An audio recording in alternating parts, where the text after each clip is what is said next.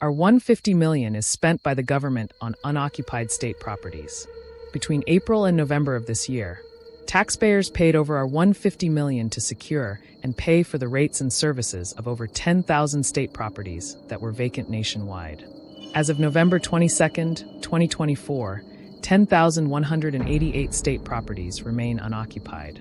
R155-96-923 has been spent on security, rates, municipal services, and daily maintenance since April 2024, revealed Dean Macpherson, Minister of Public Works and Infrastructure. He was answering questions from MK Party MP Sunil Valley in Parliament.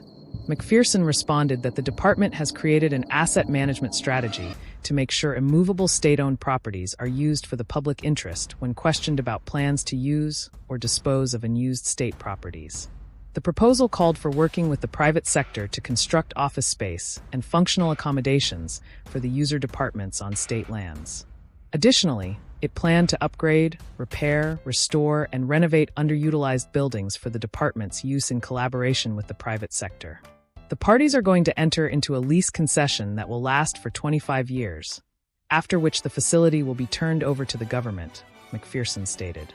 In the meantime, the department declared on Wednesday that it had opened 24 state-owned properties spread throughout South Africa for proposals from both public and private organizations. According to the statement, the public and private sectors have until March 13, 2025, to suggest ways to use the properties in a way that would benefit the general welfare, boost employment growth, and improve the value of their local communities.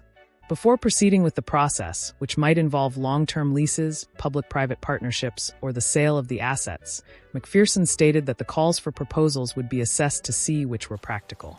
This is a significant turning point for the department in the 7th administration, where we will fulfill our commitment to invite public and private stakeholders of this magnitude to submit ideas on how these properties can be used to genuinely benefit South Africans, either by repurposing or redevelopment. This means that, where feasible, the state may partner with the private sector to ensure that properties contribute to economic growth and job creation. With their redevelopment, we think these properties will draw a lot of investment and jobs, he stated. According to Macpherson, they intended to use the sites as a model for what may be done with underutilized state-owned properties across the nation.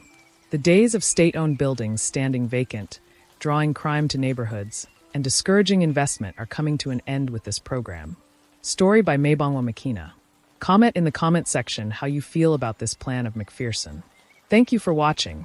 Like and subscribe for more stories like this one.